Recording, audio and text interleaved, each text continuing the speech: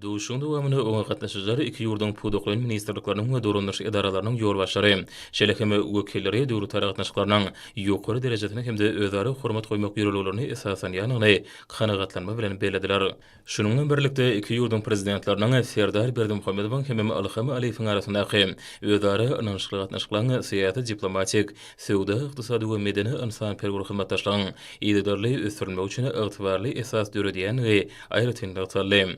Tarapları odaly gazanlany araşyklary durmuşa geçirmek boýunça işleň barşyny ara-arap maslahatlaşyp, Türkmenistanyň hemde Azerbaýjanyň durmuş ykdysady ösüşiniň ileri tutulýan urlaryny hemde özara gyzyklanmalaryny gözeňde tutup, bulan gatnaşyklary işleňleşdirmegiň, hyzmatdaşlygyň täze usullaryny hemde görnüşlerini ýola goýmagyň möhümdigini noktadylar. Taraplara ynanşma, hormat goýmak hemde özleri bähwetlik ýöreligleri esasyna ýola goýulan netijeli hyzmatdaşlyk hemde köp hasarlyk doganlyk gatnaşyklaryna üýtgewsiz ygrarlydyklaryny beýan edip köp taraplaryny döwlet hyzmatdaşlygyny işleňleşdirmäge gyzyklanma bildirýänliklaryny tasdikladylar. Hemde bu hyzmatdaşlygy özleri gyzyklanma bildirýän urarda mundan belegeme giňeltmek boýunça anyk çäreleri kesgitlediler. Sowda, ykdysady, neft gaz we elektroenergetika puduklaryny özleri gatnaşyklaryň mümkinçiliklerini aýratyn üns çekildi. Häzirki döwürde sowda hemde ählimi we durnukly üçin aýrylmaz şert hökmünde bu puduklaryň ösdürilmegine uly ähmiýet berilýär. Guruluşyk dokma senaty aragatnaşyk owy hojalyk hemde beýleki puduklar hyzmatdaşlygyň geljegi uly urlarynyň hasaryna kesgitlendi. Insan perwer urgamy Türkmen Azerbaýjan gatnaşyklarynyň möhüm urlarynyň biridir.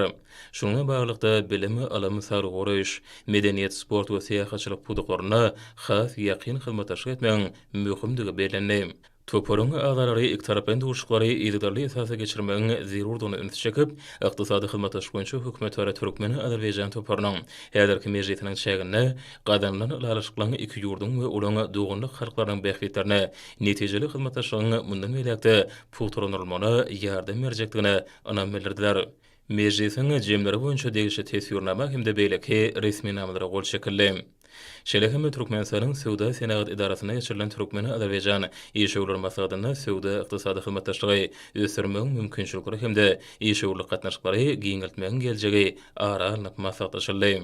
Türkmen tarapynyň wekilleri ýurdumyzda milli ykdysadyýetmede puturlanmak boýunça durmuşa geçirilýän şäherler barada durup geçmek bilen Türkmenistanyň ykdysady strategiýasynyň hususy pudugy degişli kärhanalaryň jemi içerki önümdäki paýynyň taporlaryny esasy artdyrylmagyny gözeňde tutýanyny üns çekdiler. Bellenşi ýaly bäsişi ukyply milli ykdysadyýety kemale getirmek hemde bazar gatnaşyklaryny çoňlaşdyrmak ugruna saýlap baran Türkmenistan telekeçilik işini hemde ýurdumyzyň iş ortaporlarynyň işçiligini hemme tarapy höwüslendirýär. Kiçik we orta telekeçiligi netijeli ösürmek hemde hususy başlanýyşlary gollamak üçin amatly hukuk, ykdysady, maliýe we durmuş şertlerini döredýär.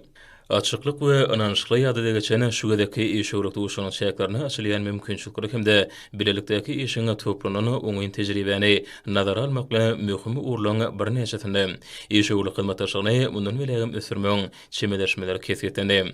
Iki ýurdun wekiliyetleriniň azalary uzak möhletligiň hyzmatdaşlygy özara taýýarlyklaryny atyp, sowda durunşynyň meşgullerini mundan belegem ýoklanyrmak, özleri bähwetli ykdysady hyzmatdaşlygy giňeltmek we diversifikasiýalaşdyrmak bilen baglanyşykly anyk teklipleri beýan etdiler.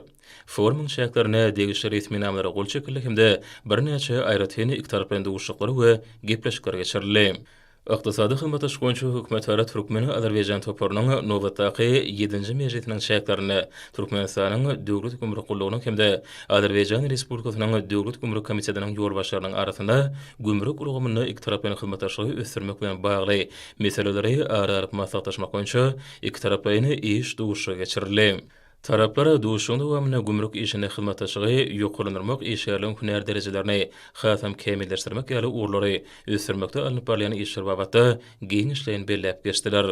Agşam Türkmenistanyň döwlet medeniýet merkeziniň mukammer köşkünde Azerbaýjan Respublikasynyň Aşgabatdaky elçixanasynyň Türkmenistanyň medeniýet ministrligi bilen birlikde guramagyna Azerbaýjan halkynyň milli lideri Geýdar Aliýewiň dogrunyň 100 ýyllygy münasibetli konsert geçirildi.